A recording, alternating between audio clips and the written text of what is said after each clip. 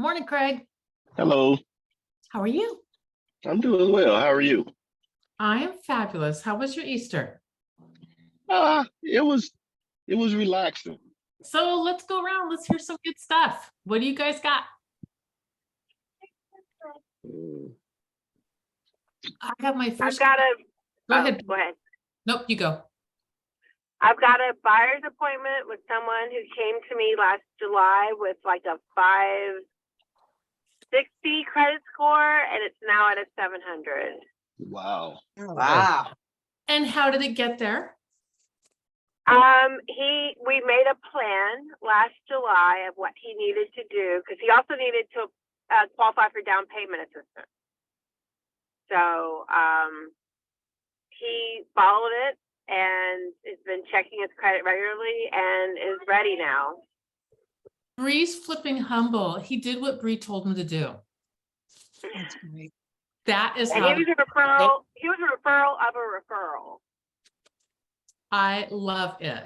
I love it. And that's not the only person that she's done. We were talking, chatting a little bit yesterday. It's not the only person that she's done their credit and done these amazing 100-point. I have another one that just reached out. She lives in public assistance and went through a year-long class to become a homeowner. It's a class like, what does it take to maintain a home? What does it take to get into a home? How to balance your finances, not just to stay in the home like physically, but financially. So she graduated from the program and about 7 months ago, and still had a little bit of work to do for down payment assistance. And so she's ready as well. So I'm meeting with her Friday. Man, love that. That's awesome. That is very, very awesome. So cool beans. All right. Who else has got some good news? Well, y'all do. So someone cop up something next. Well, I talked to Gary yesterday, and the automobile shop that I was looking at is not listed with anybody else. And I found the phone number for the owners in Dallas. So I think they're fairly big players. So I've got to work up my nerve to call them and find out about a bundled listing and see if they'll let me list it. And let's see, what else did I do? Got my car registered because it was 2 months late without getting a ticket. So that was really good news. I'm due soon. And okay, let's go with my good news next then. Congrats, Kay, by the way. So I got pulled over, I don't know, Thursday, I guess. Yeah, because it was after my workout. So it was Thursday. And the town is this big, right? It's 25,000 people. I mean, there is nobody here. As a stupid it was a very nice undercover police officer.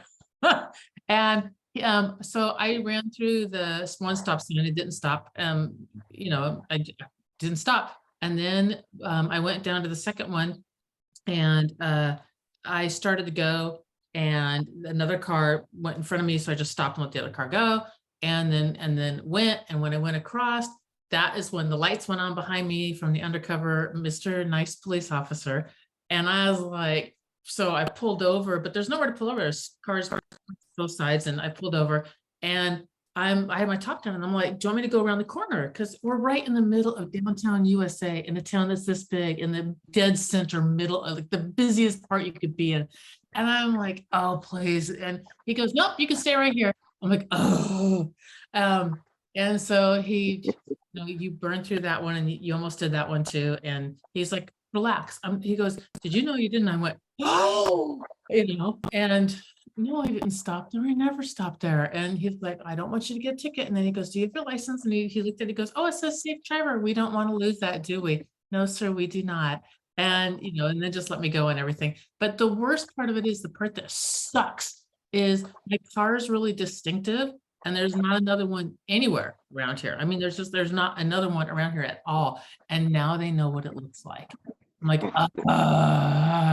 so I told him I would stop twice from now on at all stop signs, and I have been doing so. So there you go. There's my good news. I did not get a ticket, which I don't want. So, all right. What else you guys got? Oh, and my good news real estate wise, I have my first commitment. I talked to her yesterday. She said, yes, she's on vacation in Florida. So I got her the join app and everything. And then we're just setting up our systems on this side. to bring her in. That's my other good news. So what you guys got?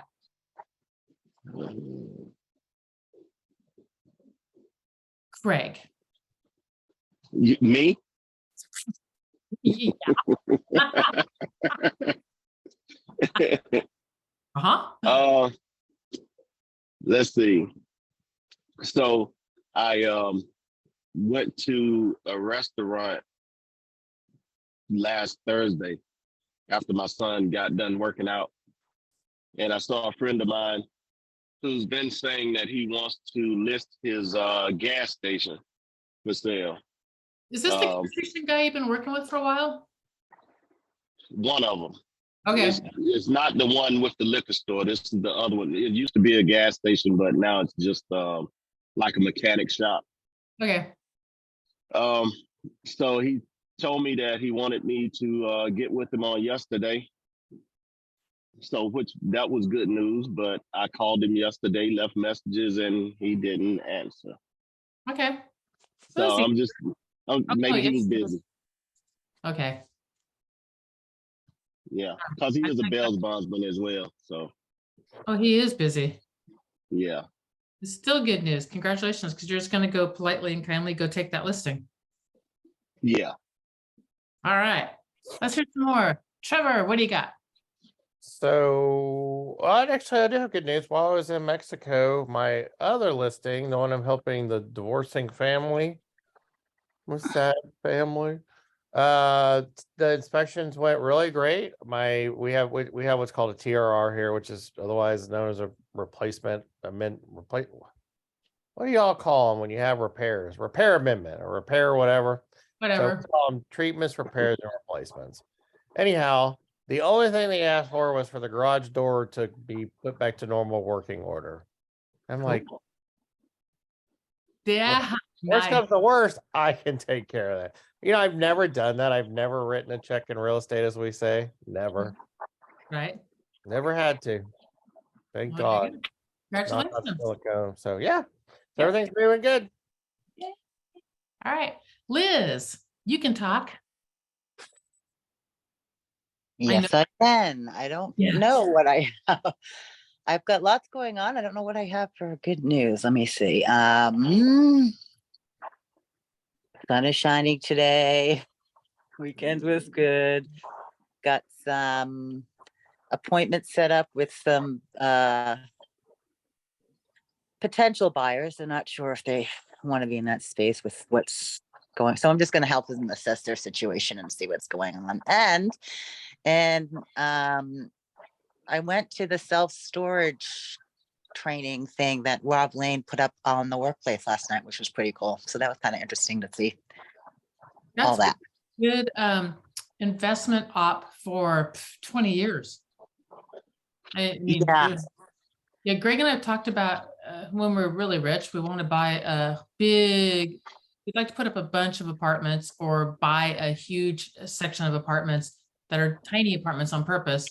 And then where there's land across the street where you can put in storage. Okay, so interesting that you say that, because the whole thing brought me back to my roots. When I started looking at real estate investing, I looked at multifamily apartments and self-storage. Almost bought 2 small self-storage units in Southern Virginia because the raise for each of them was probably $1 million for 2 of them. Yeah. And it's lucrative. and then went the residential route and got back into it this way, but it totally brought me back that I went and looked at the guy up in New England who introduced me to this whole commercial investing stuff. And he's actually having a free event here today, and he's circling through this area today through next week. So I'm going to go to his free event again today, and I'm going to reinvestigate that self-storage stuff because I should have done it back then. It's not as hard to do as, it might seem daunting, but it's really kind of easy to do and one of the easiest ones to manage. It's Like in an easy one. About 20 years ago, there was a big, huge push for self-storage, laundromats, and mobile home parks. Those were the 3 things. Yes. Yeah. And self-storage is a huge development up here. Yep. In addition to all the rest of it. So And it's not going anywhere. We keep buying crap, you know, we just. Yeah. So, And they'll pay lots of money to house it. yeah. so the house is crazy. Crazy. But all good. Anyway. All right. Anna. Can you talk? No, sometimes you have little ones and can't. Oh, there Morning, you go. everyone. Sorry, little one was sleepy. My good news. Well, my first Bigger Pockets client that I'd actually be meeting in person. They just visited from Florida and they're looking at multifamily homes. So I'll be spending the next 2 days with them, taking them through. They're interested in Austin, but I told them with the cash flow potential and Austin being so limited, we should also take a look at San Antonio. So we'll be doing 1 day in Austin and 1 day in San Antonio tomorrow and the next day. So we'll see. Fingers crossed. Cool. All right. Kathy or Kimberly? Kimberly, what you got? Let's see if we can talk. Yes. Good morning, everyone. Morning. Morning. So Friday, I had a friend of a friend to reach out and say that their dental hygienist was actually looking to buy a single family home. So I spoke with her, met with her over the phone, went through all of the questions.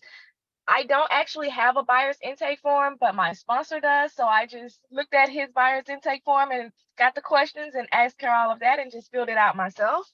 Mhm. And I have a lender that I'm working with. She's not in Florida, she's in New Jersey. But Mhm. I connected them together and she sent the information. So I'm basically just waiting on her to submit her application and see what she's approved for. Yay!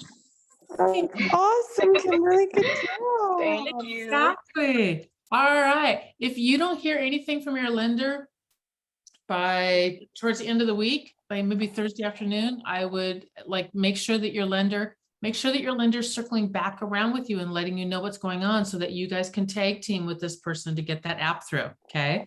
Don't drive the bus on this. Okay. I was thinking maybe to reach out to the buyer today, or do you think I should reach out to the lender first to see if she submitted the application? Guys, what do you think? Should she reach out to lender or buyer first?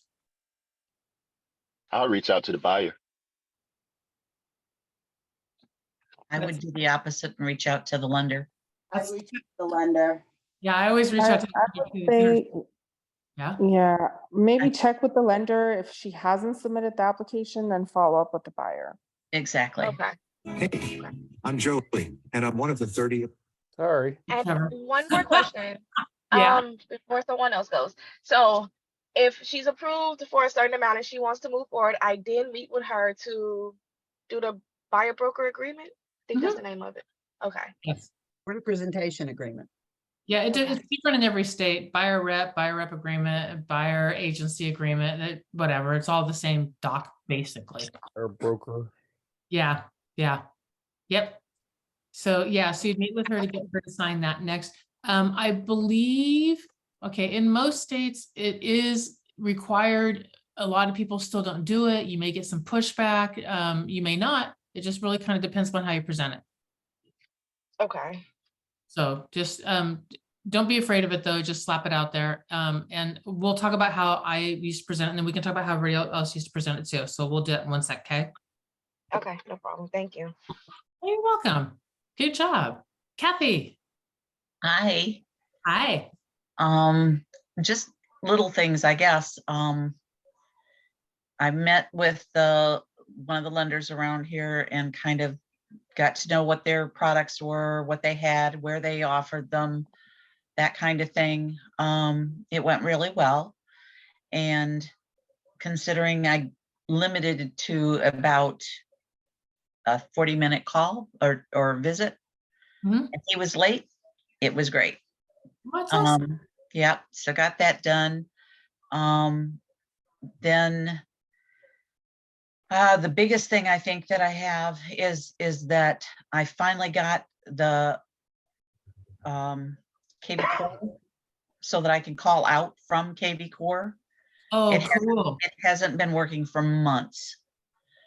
And it turned out that Verizon, I have a business phone plan, and Verizon has something that they elect to turn on and off. It's not even a charge. And when I got through talking to them, because I'd been going round and round with KB Core support, Mhm.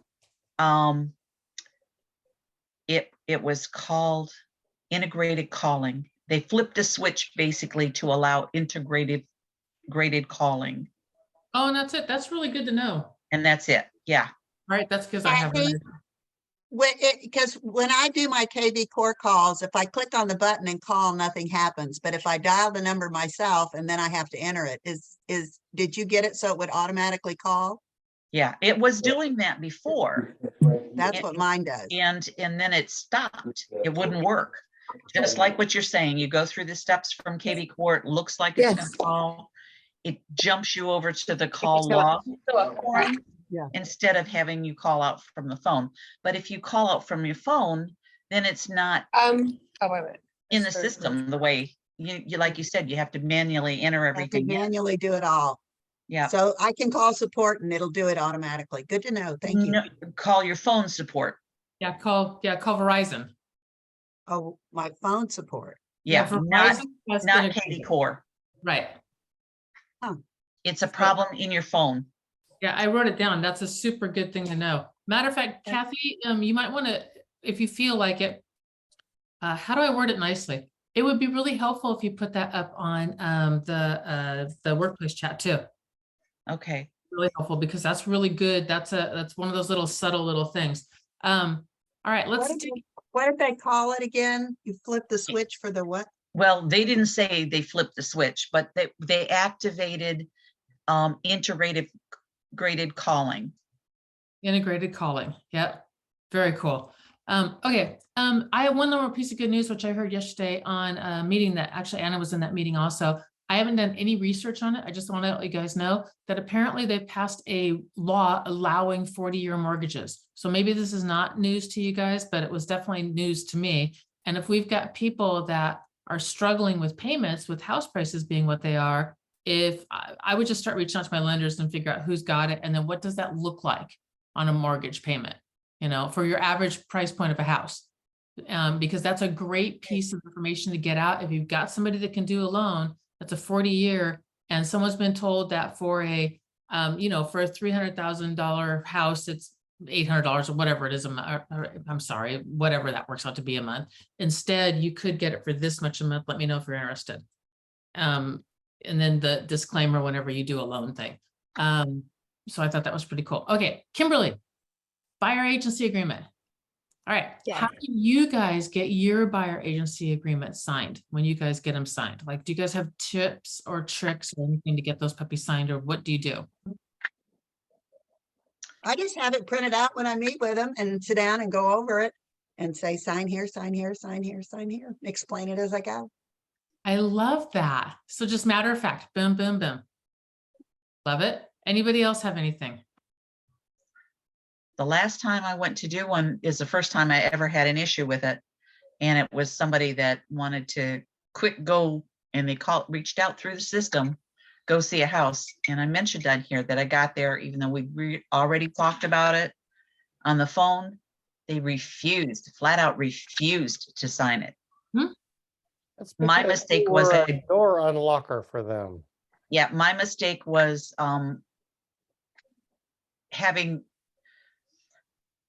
I had mentioned to them, I didn't make them sign it before we went into the house because there was a bunch of stuff going on and they wandered all over. Yeah, While I was that's actually unlocking. would be really good at the front door to go. We talked about this, can't open the door. Yeah. Yeah. So that was my aha, you screwed up. This is the way you got to do it from here on out. In San Francisco, it was really, my agents really struggled in San Francisco, really struggled. And they struggled because culturally, somehow somebody put something out there that said you never want to use a buyer's agent. And so, I mean, they just wouldn't. They wanted to meet the listing agent, and that's who they wanted to write with, which means you could double end at a really high rate out there. And it was hard for the buyer's agents. What we did, and what I worked with my agents to do, and what I did up in Washington State was this. We did a buyer. I would meet you for one property. At the time, the agreement was not required. It did become law that you had to in Washington. Same thing happened in Virginia. When I got there, it wasn't required. Then it became law that you have to do it. California, same thing, law. And so I met with them. I would show them one property. And then before I would show them anything else, I'm like, we have to meet. We've got to go through this. I mean, this is how it works. And so when we did go through it, I would just chat with them a little bit, bond. And then I said, do you guys, I need you guys, if you're okay with it, I want to show you guys the contract and walk through the entire contract, because we might have to write this contract apart. Like we might see a property and offers might be due in an hour and we might be scrambling to get that offer in. I need you at least comfortable with the paperwork. Are you okay with that? Yes. And so we went through the entire purchase and sale agreement, none of the addendums, just the standard, what you would write if you were writing an offer. And we went through that. And as you're going through it, explaining this means this, this means this means this, I'm waiting for them. And I'm purposely slowing down because I want their eyes to glaze over. And I want them literally to be like comatose. And as soon as I get them there, at the very end, I'm like, and this is a buyer agency agreement. I need you to sign here. This protects me here and protects you here. I need you to sign here and here. And then I always got them signed. And then as soon as that was done, I shoved everything out of the way. And I was like, okay, now that we have that done, and you bring the energy back up in the room again. Now that we have that done, tell me, I want to know everything you're looking for in a house. And then they tell you all their dreams and everything. And, they want a house for, let's say 300,000, but that's $1 million house they're describing. And then I hone them down to, all right, I need you to pick the top 4 most important things. So is it location? So I'm always going to get them. It's price, it's location. It's usually number of bedrooms, bedroom, bathroom. And then I let them have one more thing that they want to look for. Unless their budget's, 2 million or 20 million, then great, give me a list. But if it's your average house, okay, pick one more thing that's really important to you. And whatever that 4th thing is, I have to have a fenced yard because I have kids. It has to be in this school district, which is more location. It has to, whatever, it has to have the extra thing that they want, right? And then that's what we're going to realistically go looking for. And then let me see. So I got them high again. I got them back settled into reality. Okay, next steps is this. What's going to happen next is my loan officer is going to reach out to you. We can't do anything because I can't show you.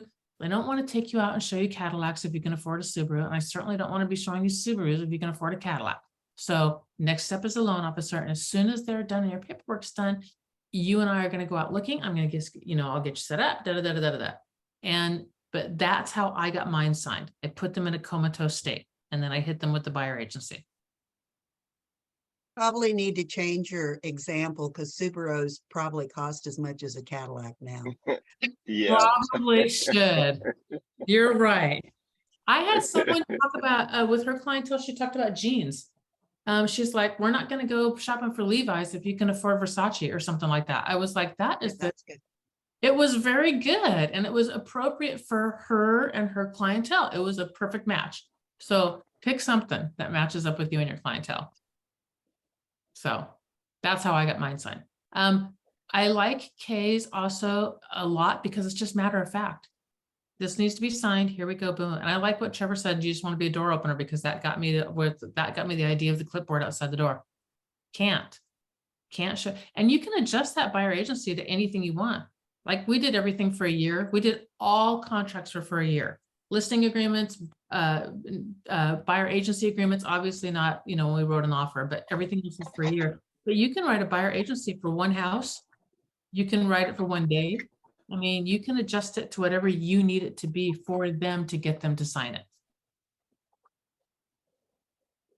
So for me, the buyer agency agreements were kind of tricky because you have different masses that you're trying to cater to. The investors who are wanting to get the best deals and they don't know you, they haven't worked with you, they don't want to sign something that's going to commit them to you if the best deal might be coming from another agent, from as far as they're concerned.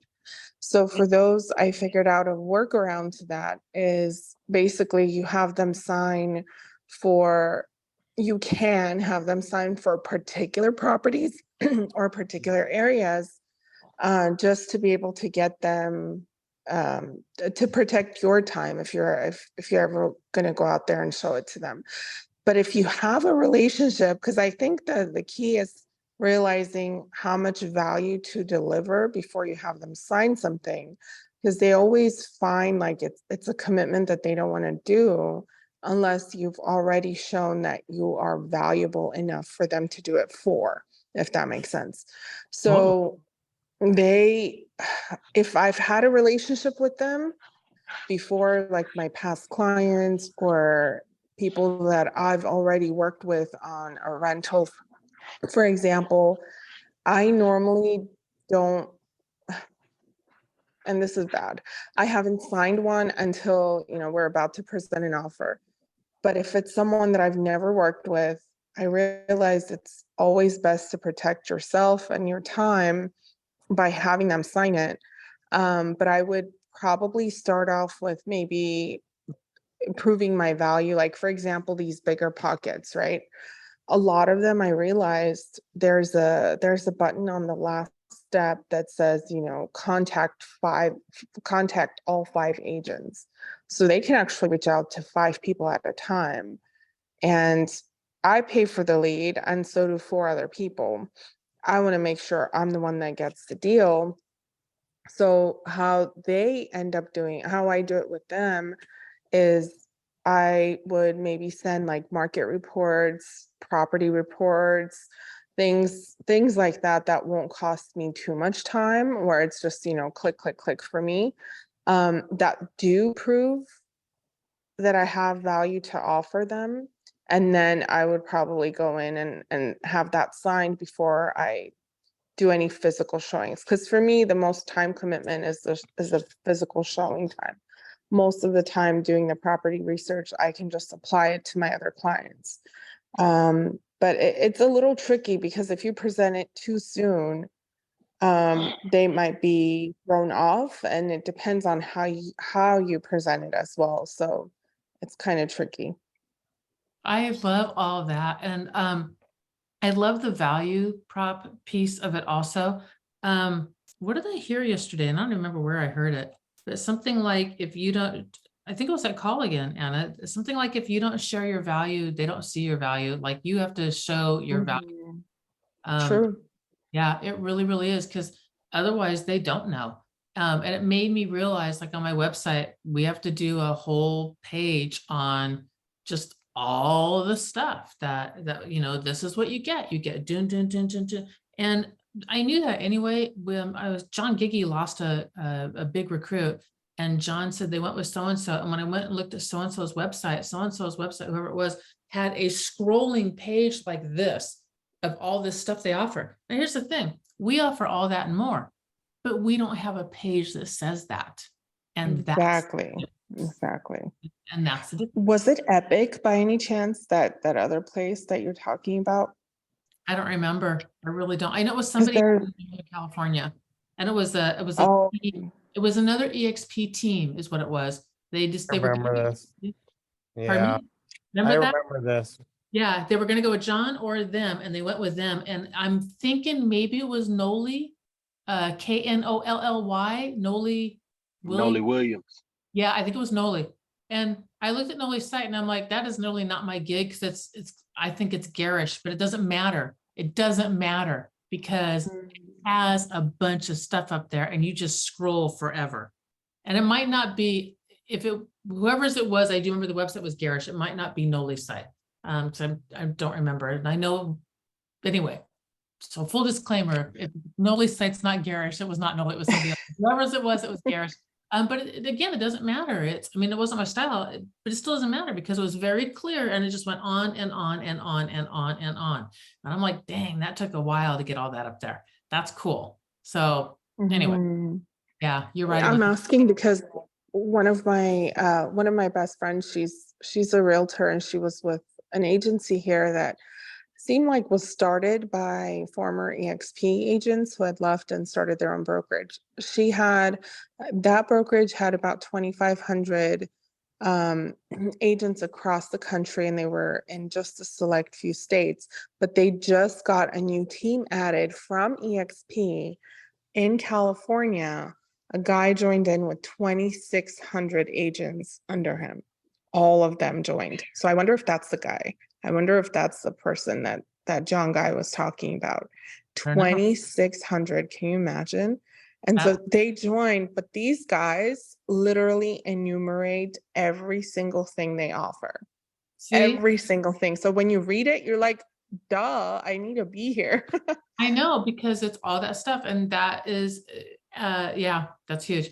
And in the absence of value, perceived value, people will leave. Mhm, In the absence, exactly. that's, I'm, it's just, it's one of the reasons why people will leave. It's because of they don't think the values are, either they think they're gonna make more money someplace else, or they don't have the relationships, or they think it's cost too much money. And there's a fourth, no, I think those are the main three ones. Or there's no opportunity, maybe, something along those lines. Anyway, yeah, so very good on that one. All right, cool. Anyone else got anything else? Well, this is Kay, and I went to a class yesterday to learn about Google and how to increase your search engine optimization so your name pops up sooner. So I put a bit.ly link, which I created yesterday, into the chat. And if you guys would all go in and give me a review, I would appreciate it. I'm trying to execute immediately. It says, I love that, Kay. Share details of your experience at this place. So is it just our details with you, or is it located, is it attached to a specific? It links into my EXP website. All right, so it's just about you that we can put them in. All right, I will definitely put this in. I immediately clicked on it, have it pulled out. You and your immediate execution. All right, I think that is a perfect thing to leave on, because when you're in a class and they give you some good ass ideas, go do them as fast as humanly possible, because it's going to take time, whether you do it now or you do it later. But the really good ones, the nuggets that are here and there, go just get them in place. Just take the time, get them in place. So cool beans. Nice, Kay. Well, I also ordered a CD. I told Gina yesterday, I ordered a CD that another guy that used to teach Rich Dad, Poor Dad suggested, and he said he used it in his office, and it's a subliminal relaxation CD, and it's called How to Stop Procrastination. And he said it really worked. When his office got off track and everybody started goofing off, he just played that in the background, and he said they were on track within 2 days. So I'm going to try that too.